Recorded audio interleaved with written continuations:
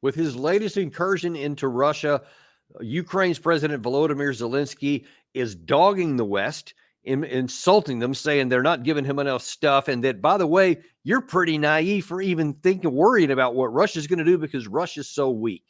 Is that the case? Is Russia really weak, and is Ukraine now in the driver's seat? Because a lot of people are saying that. Well, we have nobody better than Colonel Doug Macgregor, CEO of Our Country, Our Choice, a highly decorated combat veteran and just all-around smart guy to help us unpack that. Doug, welcome back to the show.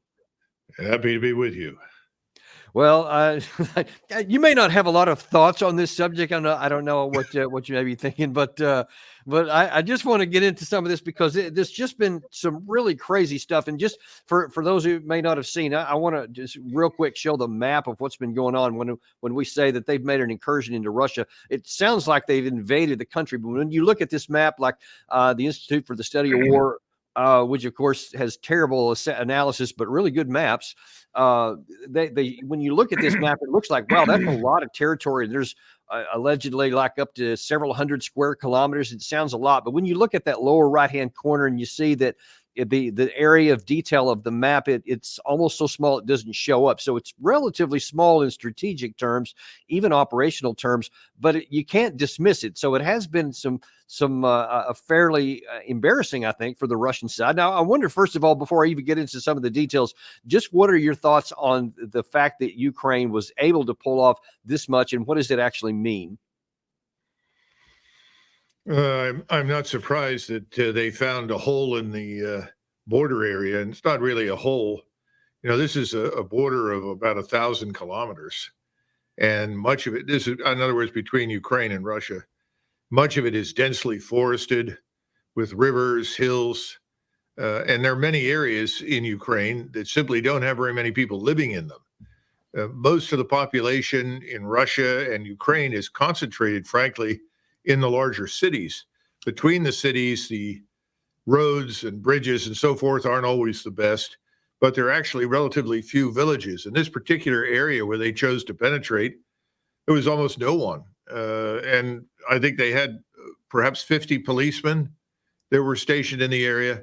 So it was easy to penetrate, but they weren't able to achieve their objective. And their objective, as you know, was to reach Kursk and the Kursk nuclear power plant, ostensibly to capture it and hold it as a bargaining chip, presumably because the Russians have controlled the Zaporizhzhia nuclear power plant almost from the beginning of the war.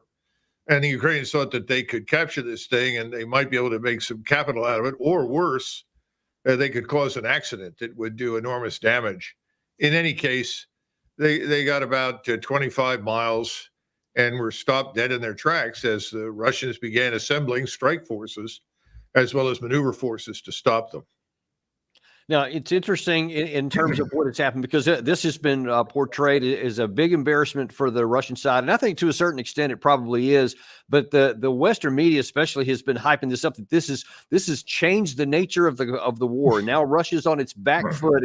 And there's actually people suggesting that Putin may now be forced to make a negotiated settlement because of this small incursion. I just, number one, on the surface of it just seems absurd in a 2.5-year war for one moment like this for people to think anything's going to happen. But part of that is fed because of Volodymyr Zelensky, who the New York Times today published a part of a speech that he gave to a bunch of ambassadors to Ukraine, where he is basically saying the West and saying, hey, you guys are naive.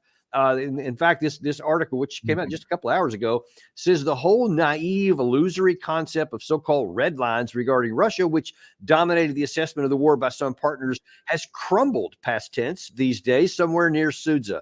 Mr. Zelensky told the Ukrainian ambassadors, Russia's slow response to Ukraine's incursion should signal to the world that Russia is not the fearsome superpower it once appeared to be. Mr. Zelensky noted it is time when the West is shredding its last and very naive illusions about Russia. He went on to say, also echoing something he wrote yesterday that was published in Politico, where he said, hey, fork over the weapons, man. We're doing great on all fronts, but you guys need to give us the weapons faster. And then he called out the United States, United Kingdom, and France by name and said, hey, man, let's go ponying up. I guess I just wonder, first of all, Doug, I guess your analysis of what Zelensky could be thinking, and what does he think he's going to get accomplished by this? Is born every minute. And I think that Mr. Zelensky is very much in the Barnum category. He realizes he's dealing with a lot of suckers in the West, at least in part because, as Mike Benz and others has taught us, we're not getting the truth in the West about anything regarding Ukraine, or for that matter, anything that our respective governments don't want us to hear. And right now in Europe, as well as in the United States, we have official narratives that are picked up by the mainstream media and then essentially disseminated without question. And they're almost all false. There's very little truth in any of them. That's certainly the case here. Let's look at what has actually happened. The total number of forces that were involved in this on the Ukrainian side turned out to be about 12,000. Initially, 1,000 went in. They discovered how light the resistance was, and they poured in an additional 11,000 troops. Right now, we estimate that close to 3,500 to 4,000 have been killed or wounded. We now know that all of the heavy equipment, tanks, artillery, radars, missiles, everything that they brought with them has been destroyed. Most of it by Iskander missiles, a tactical ballistic missile system the Russians employ that carries about a 1,200-pound warhead, different kinds of warheads for different purposes, including fuel-air explosive. These have annihilated all of the heavy equipment. At the same time, they moved to the area a number of Chechen forces on one side, Wagner military types on the other, and then the so-called Russian Volunteer Corps. They have cut the remaining Ukrainian troops off from their route that they were going to try to use to get back into Ukraine. So now, whatever is left of that 12,000, which is probably 4,000 or 5,000 uninjured with others scattered, is fighting for its very life as it's being systematically annihilated with strikes and maneuver forces. So this thing was a debacle. It was a catastrophe because they used whatever new equipment they had, and all of that is virtually gone right now. The sad part is they used a lot of Western equipment, including British tanks, Bradleys. I don't know if there were any more German Leopards in it, but of course this leaves the Russians with a very bad taste in their mouth. And as I'm sure you're aware, they showed some Ukrainian soldiers pretending to be German soldiers in the Second World War, running around with German helmets, making stupid comments in German to local Russian citizens. All of this is sort of spitting in the face and the eyes of the Russian people and the Russian state. Now, what does this mean? It means that they've lost most of these people and all of this equipment. Does it do anything militarily for Ukraine? Nothing. In fact, it weakens Ukraine even more than it is already weakened. But something else very dangerous has occurred. I just sat with someone who lived in Russia for 15 years, had a relatively fresh perspective on all of this. And this particular lady told me that the Russian population is now united in a way that no one has seen in decades. Remember that within Russia itself, there are about 174 different ethnic groups. We find that hard to comprehend, but there are many Mongolian, Tartar, Turkic peoples who have very distinct identities, rich histories, extensive cultural foundations that are part of Russia simply because there were very few of them. And when the final borders were drawn, they happened to be inside Russia. The Russians have treated them well. And Mr. Putin has been extremely careful to ensure that all of these people have equal rights before the law, which, of course, is one of the reasons that he took the Russian army into eastern Ukraine to begin with, to make sure that the Russian citizens living on Ukrainian soil would also be treated equally. Of course, that turned out to be a farce. And as a result, he's had to stay where he is and protect the Russians that live inside Ukraine. But something else has happened now. And that is that this population in Russia is enraged, furious, much more enraged and furious than people in the West understand. And they are literally publicly calling for President Putin to march west and essentially cross the river, smash whatever is in Ukraine and regain complete control of it, which frankly is something that President Putin doesn't want to do. He never has. He was ever only interested in the Russians who were living inside Ukraine and ensuring that they would not be brutalized or mistreated. Unfortunately, we have a situation now where the population says that's obviously not enough. We'll have no peace. There will be no sleep at night as long as Western Ukraine remains a permanent source of conflict and hostility to Russia. So what we've done, I think, is awaken a beast, a very serious beast that we grossly underestimated from the beginning. We don't understand that one of the reasons Russian forces have moved so deliberately was not just because they wanted to avoid unnecessary casualties. They never really wanted to go any further than they had to liberate the Russians. Secondly, they don't want to rule or govern or control Ukrainians. They're not fools. They want the Ukrainians to govern themselves. They simply want the place to be neutral and not a threat to Russia, which we have obviously fought against almost from the very beginning, stupidly. And you know, Doug, I think it's really telling that on I think right before our D-Day celebrations, Putin came out and offered one more, which no one really thought the West would take, but I think he just said this is basically a ultimatum or last chance opportunity of negotiated settlement. He said he would settle for the 4 oblasts as long as the Ukraine side withdrew out of that, et cetera. And that was, worse than the one from April of 2022. But now then, once this incursion happened, I think it was the deputy chief of the UN mission for the Russian side said that's now off the table. There is nothing else that we're going to talk about except for military victory. And I've heard that from others. So it seems to support what you're saying, that this incursion not only will not harm Russia, but it will eventually harm Ukraine even more. Well, I think 2 things we have to keep in mind. First of all, contrary to whatever Mr. Zelensky says publicly, privately, we know his bags are packed. He's moved his billions into bank accounts in places like Cyprus, Albania, Switzerland. He's bought estates in Italy. He's got a place here in Florida, where not far from where I am in Orlando. He's ready to go.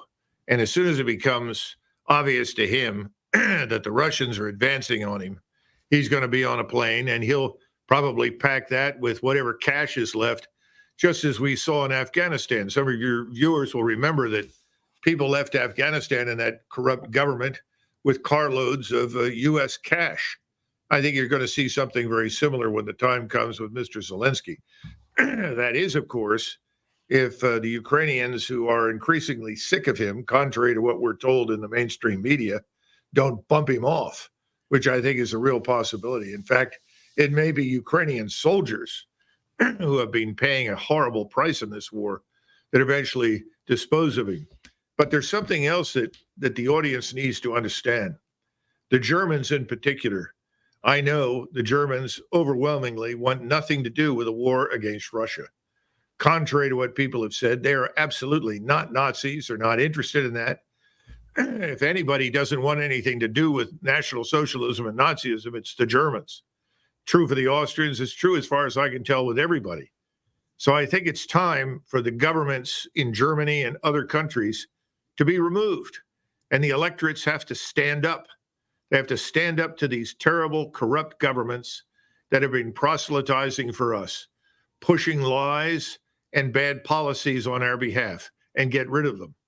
Because if they don't, they could end up at the other end of an unfortunate accident that could result in more destruction for Europe. Because I think the Russians have really had it. Their patience is worn thin. Now I think you're going to see what everybody talked about as being inevitable, which never was. The Russians will come forward and smash these people once and for all.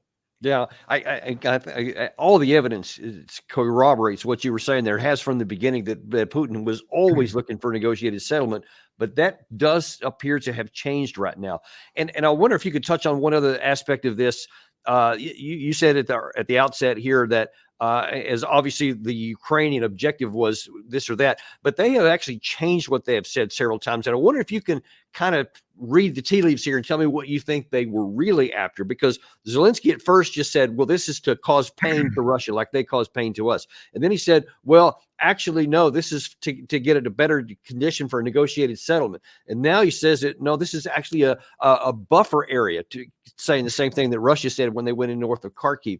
And then now some other people are saying, no, we're actually going to try and take this, the nuclear power plant or something to get more leverage. But I mean, when you look at this, the country of Russia, and you're talking even if the number was 20,000 total Ukrainian troops, obviously you can't invade a country and then keep the lines of communication open, keep the flanks secured. I mean, you just can't do that with those few troops. So the question is, what was really their objective? Well, I still think the objective was to get to the Kursk nuclear power plant, Dan. I think that was really the goal. Of course, there was very little chance of achieving that, though they did pick an area where they knew there was almost no one present to resist them. And they hoped that they could exploit this. I think that's true. Now, that's failed miserably. The notion that they're going to hold on to anything is absurd. This is a vast tract of dense forest, very few inhabitants. The Russians are going to clean them out. That is, assuming that any of them live through what's about to happen to the rest of them. This is over, and this has harmed Ukraine badly.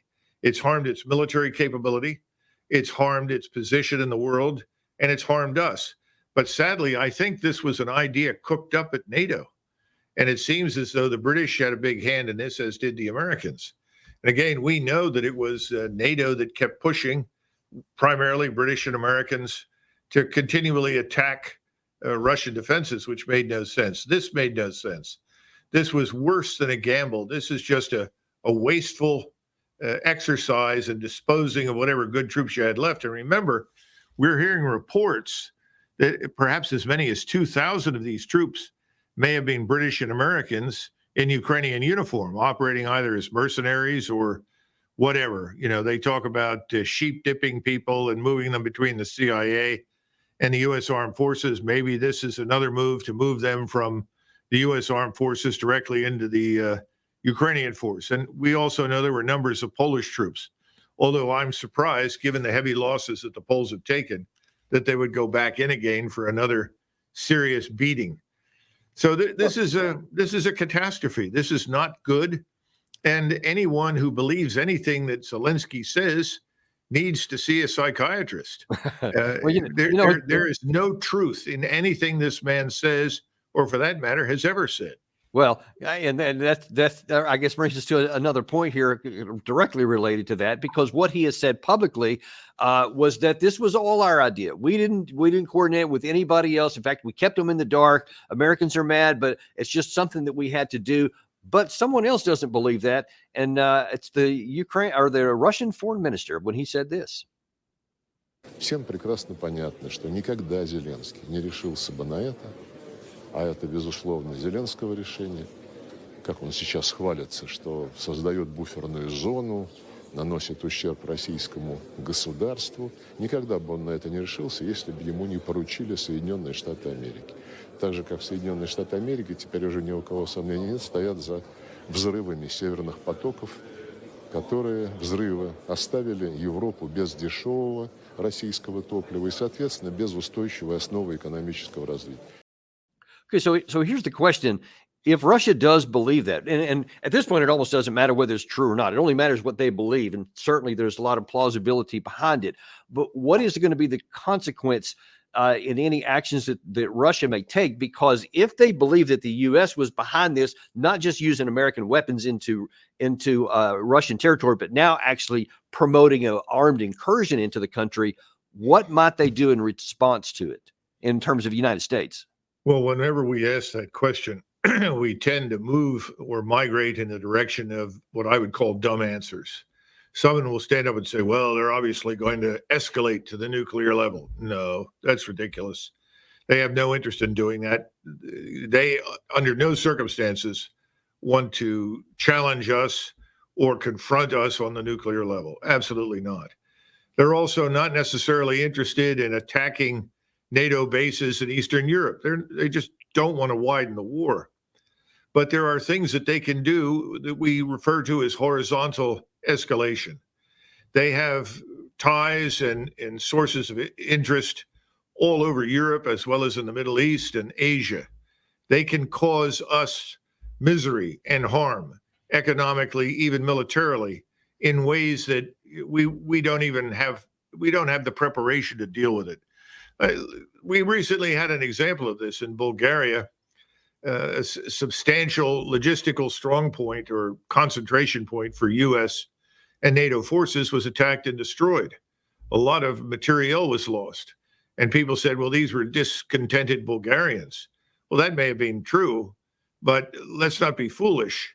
That is something that could be executed all across Central East Europe, from the Black Sea all the way to the Baltic Sea.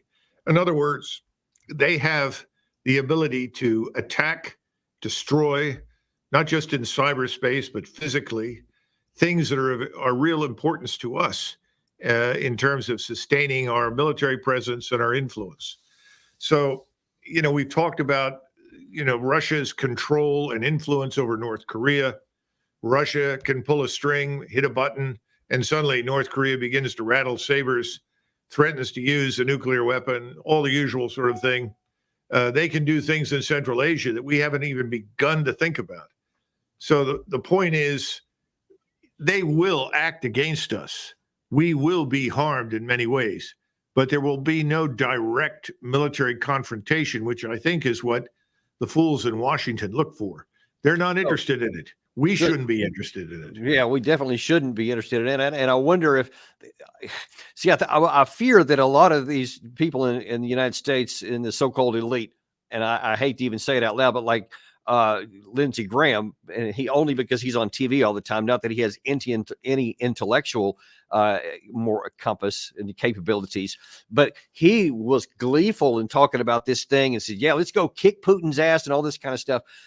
I don't think he's aware of that, because when he doesn't see Putin do that, when he doesn't see him take kinetic action, then he thinks that there is no reaction, even though you had earlier today, Vladimir Putin said this. Что касается вот тех противников и врагов наших, которых я вспоминал, то они продолжают эту работу с попыткой раскачать нашу страну. Это очевидно. И так как мы боролись с террористами, нам сегодня приходится бороться с теми, кто творит преступления в Курской области, в Донбассе, в Новороссии.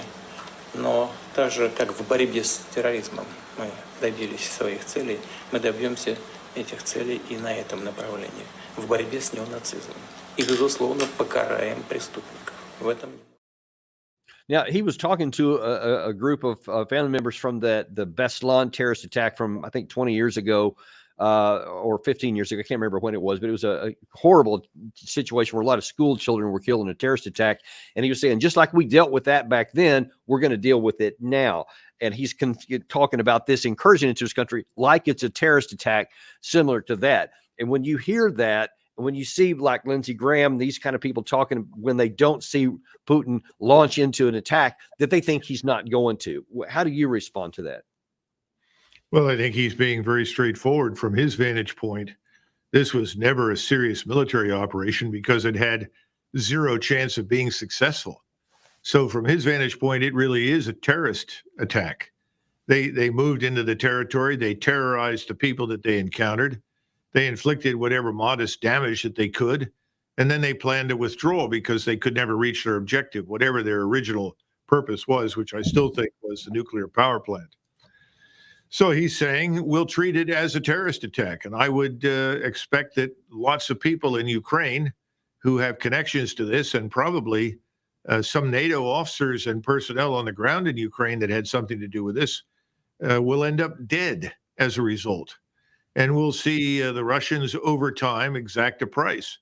But as I say, it will not be what we anticipate or expect. And in terms of the cost to the Ukraine side to achieve these objectives, I agree that getting to the nuclear power plant was a bridge too far, to use some old military jargon. So it seems absurd to me that this anyone would have given this any possibility of a military success, even a tactical, much less an operational success.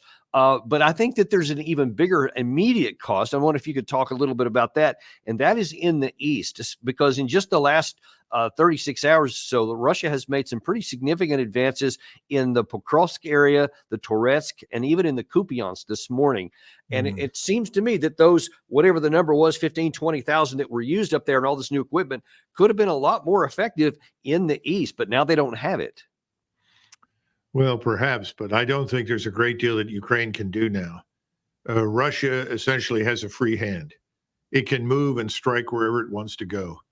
The question now on the desk for President Putin is, how much longer do we wait before we move forward and effectively snuff out, exterminate this regime in Kiev? Because from their vantage point, this is a terrorist regime. We've set them up.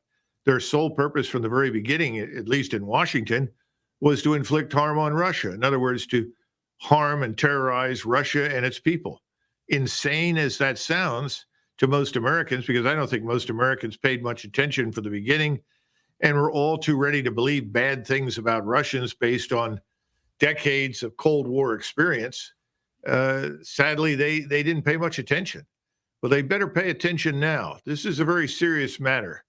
And we are truly overstretched. We have about a third of the United States Navy sitting in the Mediterranean, the Red Sea, and the Indian Ocean. We have tens of thousands of servicemen, Army, Marine, Air Force, all over the region. This is a very dangerous situation, because why would you, if you had any influence right now, as Mr. Putin obviously does, why would you exercise restraint towards them? When have we given him an incentive to either believe anything we say, or more important, to refrain from damaging us? I think we're very fortunate to this point that worse things have not happened to us, including here in the Western Hemisphere. And I want to slightly shift gears so that to look at the U.S. aspect of this, because it's in many ways, this is even more alarming in terms of who's in charge and who wants to be in charge in the next election. Gary, I'm going to change up the order here a little bit. If you could go with that in a second here, the second Biden clip that I talked about with 10 days before Kissinger passed, when he called him. Doug, what you're going to hear is this is a campaign speech. It was at the Democratic convention in Chicago last night by Biden. He's trying to rally the Democratic faithful, et cetera. But he's talking about some things here, which I think is fairly true about what he believes and what he thinks. Now, I want you to listen to this comment that he made here about Napoleon, because I'm not sure that it plays out the way that he's thinking. Watch this. 10 days before he died, Henry Kissinger called and said, not since Napoleon has Europe not looked over their shoulder at Russia with dread until now. Until now. Well, guess what? Putin thought he'd take Kyiv in 3 days. 3 years later, Ukraine is still free. Okay, first of all, Biden says that all the time about the Putin thought in 3 days, but it was actually Biden's chairman of the Joint Chiefs of Staff, General Milley, who said that that Ukraine would fall in 3 days if they invaded, which even at the time was a strange thing to say, given the number of forces that were available to Ukraine, to Russia. I don't think that was ever their intention, was to militarily take Kiev. Maybe scare them, but certainly not to take them. But so that's his justification on the one hand. But I think citing Napoleon as the last time Russia was or Europe wasn't worried, but they should have been, because Napoleon failed and lost in Russia. So I'm really not sure where he was going with that. But that's the mentality of the current administration, and that worries me. Well, their grasp of history, what did or did not happen, and how things turned out, is very poor. Again, as we've discussed in the past, before we did any of these things, no one did a serious strategic analysis of Russian capabilities, Russian strength, Russian potential. We focused on what we thought was true. The old idea of a gas station with nuclear weapons. That's utter nonsense. So I think he's echoing these sentiments. But let's be fair to Biden. I don't think he ever thought seriously about any of it. I think he simply said or done whatever he was told to say or do. I think he signed whatever was put in front of him. And then let's stop for a second and go back to the 20th of July. This General Cavoli, I think is his name, the Supreme Commander of Europe, made some really absurd comments talking about Ukraine has a really good strategic plan to win this war. This is on 20 July. Yeah. What planet are these people on? And Right, somebody right. said to me, is this man delusional or is he stupid? I said, no, he's not stupid. He's an intelligent man. I don't think he's delusional. He's lying. And that's the problem now. We have lied. I say we, I'm talking about the United States government. It's allied governments in Europe with the support, the collusion, the willing co-conspiracy of the mainstream media. They have lied repeatedly about everything. They're lying now about the Middle East. They're lying about what's happening in Eastern Europe. It's very dangerous because the truth will out, and it's beginning to come out. It's beginning to seep out, which is why you see demonstrations all over Germany, not just in Berlin, but in all the major cities against this war. There are good reasons for that. People have begun to find out what's happening. And of course, their lives have been destroyed. Their economy is ruined, all because we dragged them into this confrontation, which was never required. There's, I get your point there about the stupid delusion or lies, but I'll tell you one that probably falls into the delusion category, which in some ways is worse than the lies, because if he believes what I'm about to show you here, and I think that he does, because he said a lot of this stuff a lot, this leads to lots of opportunity for strategic miscalculation with potentially catastrophic results. This is, again, Biden from last night talking about how he sees America in the world. Name me a country in the world that doesn't think we're the leading nation in the world. Without America, not a joke, think about it. I'm being literal. Who could lead the world other than the United States of America? Well, guess what? America's winning, and the world's better off for it. Wow. America is winning. We're running the world, and the world is better off because of it. I mean, none of those things are accurate. In fact, it's the exact opposite. Everywhere you want to look in Europe, in the Middle East, in the Indo-Pacific, I mean, our positions are worsening by the day, and yet he thinks we're the most powerful country, and the world is following in our footsteps. That is dangerous. In his defense, he is not the Lone Ranger.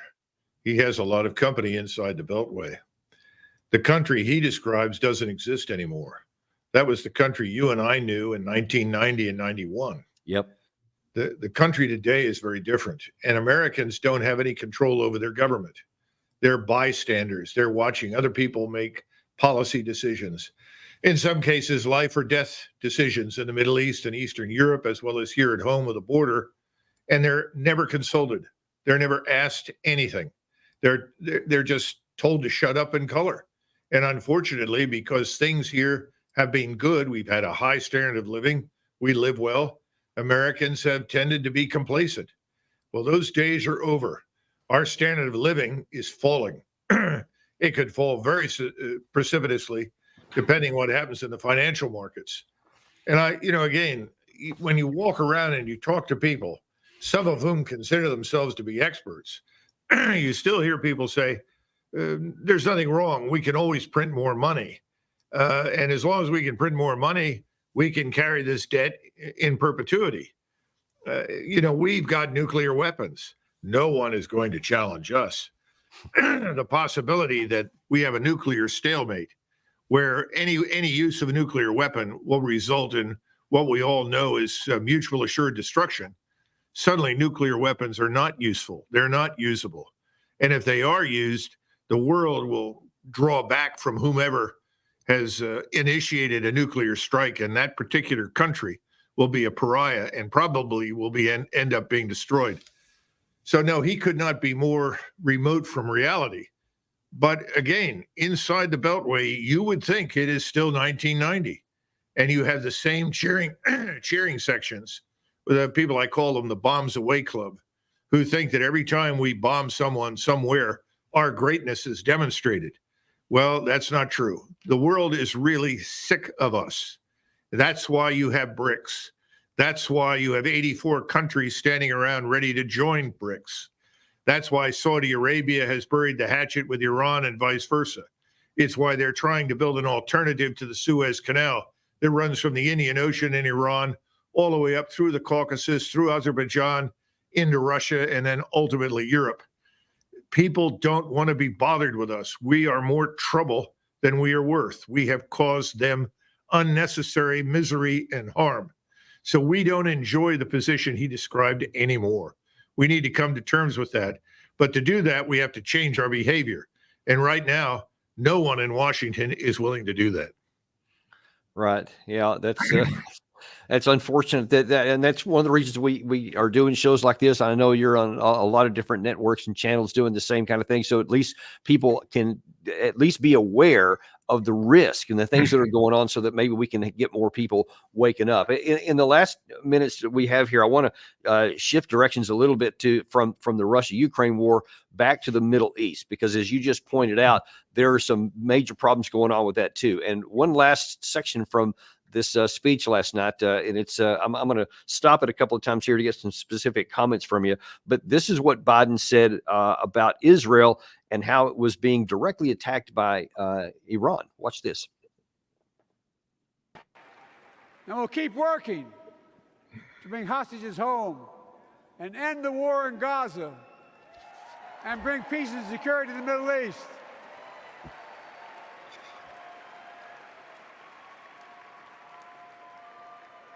As you know, I wrote a peace treaty for Gaza. A few days ago, I put forward a proposal that brought us closer to doing that than we've done since October 7th. We're working around the clock, my Secretary of State, to prevent a wider war and reunite hostages with their families and surge humanitarian health and food assistance into Gaza now. Okay, go ahead and pause there, Gary.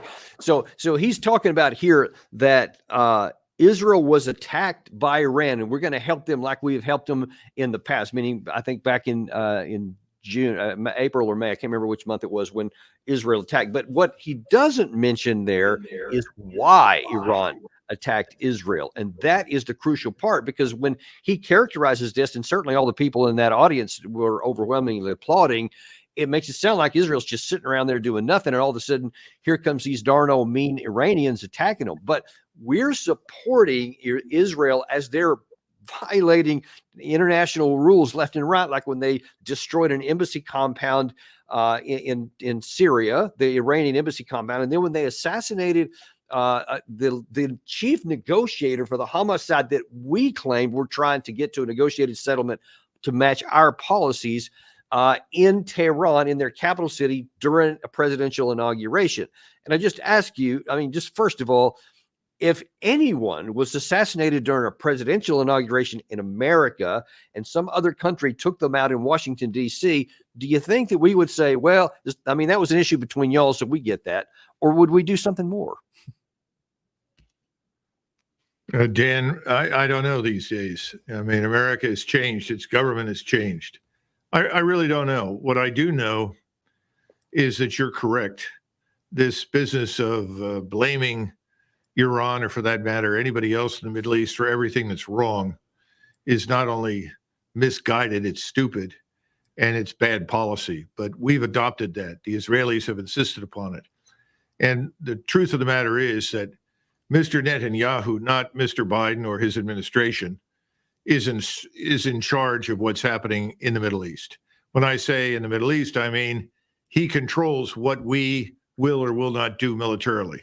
We don't. He's got control of the Congress, and we are going to unconditionally support him until somehow or another it harms us. And when it harms us in a demonstrable way, not a way in which it can be concealed, the way in which you have been describing the deterioration of America's position in the world, that's when we'll see change. But right now, everyone is obedient to the orders of President Netanyahu. And the Iranians have held back for many reasons. One, of course, is that I don't think they're satisfied that they're completely ready to deal with Israel. They've got a lot of new equipment, technology, and capabilities that the Russians have provided to them. They want to make sure that they are in good shape. They also were asked explicitly to exercise restraint and wait, and hopefully there would be some sort of settlement in Gaza, because the Iranians have said from the beginning, if the war in Gaza ends and the massive expulsion and killing of millions of people ends, then that'll be the end of it for us. In fact, everyone in the Middle East has made that point. That's why I think that Mr. Netanyahu is in charge, because he has no interest in ending that at all. He wants to wage a war on multiple fronts. He wants to settle all his disputes with all of his neighbors in the region. And that may be his interest. It's not the interest, I don't believe, of Israel, because it can't be accomplished, but that may be his. It's definitely not in ours. And in that clip there, Gary, if you can pull that back up there, here's the last part of what he said also. And end the war in Gaza and bring peace and security to the Middle East.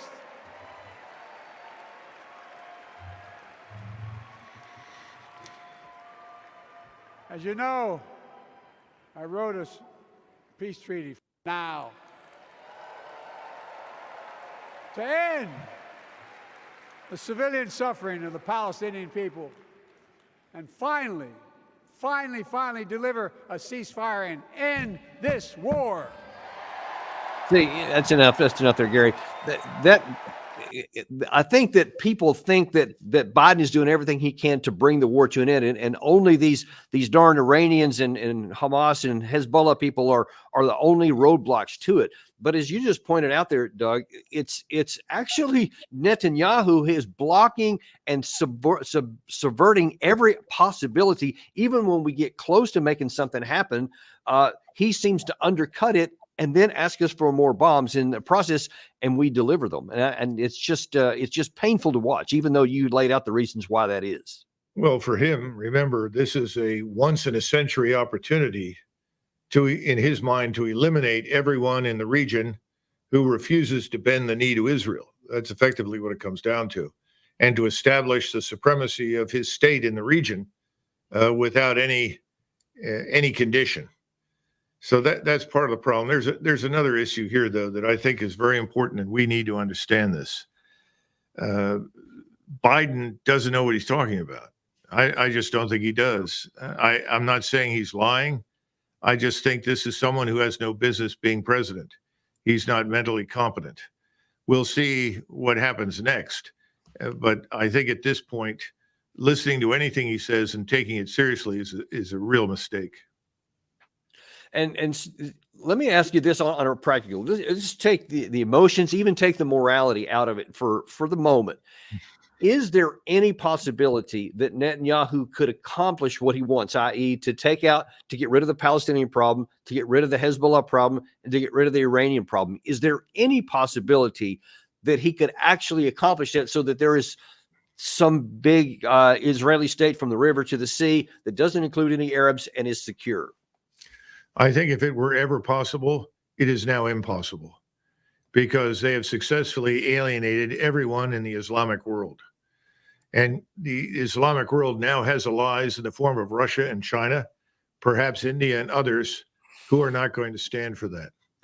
I think we have to go back to what one of General Sisi's staff officers said after a visit from Tony Blinken, the Secretary of State. He said, "We have all grown tired of listening to Mr. Blinken repeat Mr. Netanyahu's talking points." If that doesn't tell you who is in charge and what's really happening, then you're daft. Yeah. That's a polite word for dumb. Right.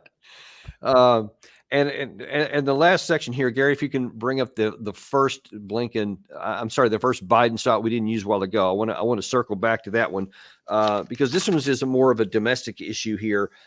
one last thing from last night's speech that Biden said that I think is important to highlight here, and I know it's something that Our Country, Our Choice deals with a lot in terms of talks about, pro-American things and what our country is supposed to be.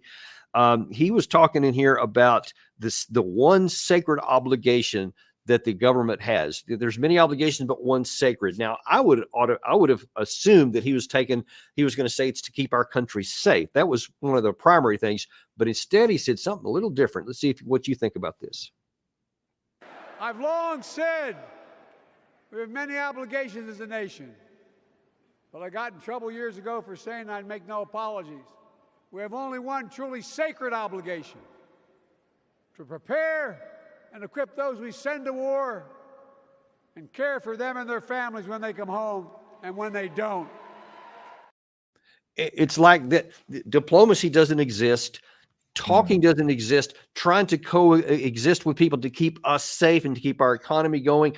Those things aren't even on his list. It's all about war, making war and having the capacity to war, and then it always threatening its use. He seems to consider that is the sacred obligation. What do you think it should be the sacred obligation for the president? Well, Dan, from the very beginning, he seemed to be channeling FDR and World War II rhetoric, evoking images of the Second World War. This happened early on. We heard this in his speeches in Warsaw when he visited Poland not long after the Ukrainian war got started. He's been repeating this sort of nonsense again and again and again. Perhaps he, in his mind, sees himself in those terms. But the truth is that in strategy and in national policy, the number one consideration is the safety, security, and survival of your country. You don't do anything or undertake any operation that puts that nation, its people, at risk. And you and I both know that we are now very much at risk because of the alignment of all these great nuclear armed powers against us, and the very real probability that NATO will crumble in front of us sooner rather than later as governments in Europe walk away from us. And they will be the first, but they won't be the last to walk away from us. Well, I mean, who's to argue that that's what it's supposed to be? It's just really, really disappointing when I keep hearing that over and over. And obviously, it's not just President Biden. I mean, almost all the so-called elite, Lindsey Graham, Jack Keane, so many of these others, that's all they live for, oblivious to the fact that is actually driving us into the cliff economically, as well as setting us up to have all kinds of trouble in the future and potential risk, as you keep pointing out there. So, and I wonder if you can tell us anything going on at Our Country, Our Choice these days. I know you're always looking out for us and for our people. Well, as you and I have talked before, I think we've got a number of things going very strong right now. And as far as inside Our Country, Our Choice, I think the program that is roaring ahead at light speed is Our Country, Our Children. And this is headed up by Dr. Juliet Engel. And she has really put together a tremendous team. They are collecting as much data and information as they possibly can with the goal of providing it to law enforcement. Of course, we have no illusions about law enforcement. Most of them are very good people, but there are numbers out there who are compromised, especially when you talk about child trafficking. In fact, we now know with absolute certainty that at least 150,000 children disappeared last year in the United States. We think the number is probably closer to 500,000, but we don't know because we have no control over the border. We have no control over the millions of people who come in here and what happens to the children they drag along. So the child molestation, child abuse, child prostitution, child exploitation right now is at an all-time high. It's also at an all-time high in Ukraine. Surprise, surprise, where all semblance of order has fallen apart and the population there lives in fear of its own government. They can't go to church. They can't do anything without the government's sanction. And the government secret police, the Ukrainian secret police, bullies everybody and frightens everybody into submission. This is not going to last, but these are conditions that are very real. I think that's one thing. The other thing, of course, is this new platform that One Truth Media, which actually owns, it's called Republic. We at Our Country, Our Choice really want to use this platform. This thing is designed to be a free speech platform that cannot be canceled. Now, we know that if this is as successful as we think it will be, where you can go on, you can read a lot of material, news, views, opinions without interruption. We also have a fee. If you want to go on that platform, you pay $180 or with a discount, $120 for a whole year. And you have all sorts of tools at your disposal that allow you to contact congressmen, senators, state, local officials, sheriffs, anyone you want to express your views. You can organize there, self-organize. You can talk to people across the country and they can talk to you. And this is not going to be canceled. It's not going to be stopped. And we are trying to organize an army of legal experts to protect us when this thing comes out. But our country, our choice, very much wants to use this. And I think this Republic platform from One Truth Media is going to be a big hit with the American public. The other day, someone who was looking through all the capabilities and checking them on the net said, this is like the committees of correspondence during the Revolutionary War. All of the revolutionary congresses or parliamentary bodies had committees, and these committees contacted each other, kept each other informed, and were part of the lifeblood that kept the American Revolution going through really, really hard times. I like to think that's what the Republic is going to do for the American people. By the way, also a lot of people in places like Sweden and Germany and France and Austria and Switzerland. Now we're getting inquiries from Brazil that want to get on this thing, that want to have their version of it. We can handle 200 million people on this, and we have the private servers to support and host it. Wow. But I think this is going to go viral, and I think in a very good way. Yeah, well, we certainly hope so. We'll do everything we can to help promote that. Anything that's going to give power to the people, we love it on this channel. We're going to continue to promote that. Right. Thanks so much for coming on today, Doug, and giving us, your views on the no kidding stuff that's going on in these two situations, and providing the leadership on something that's going to give power to the people. We really appreciate it. Thank you, Dan. And we appreciate you guys too. As we always say, please do like and subscribe to this channel if you haven't already. Share this video with anyone else that you can think of that wants to know the truth and deserves to know that there actually is something that you can do. Follow this link here, and we'll or follow this channel, and we'll continue to let you know how that works out. Thank you very much, and we'll see you on the next episode of Daniel Davis Deep Dive.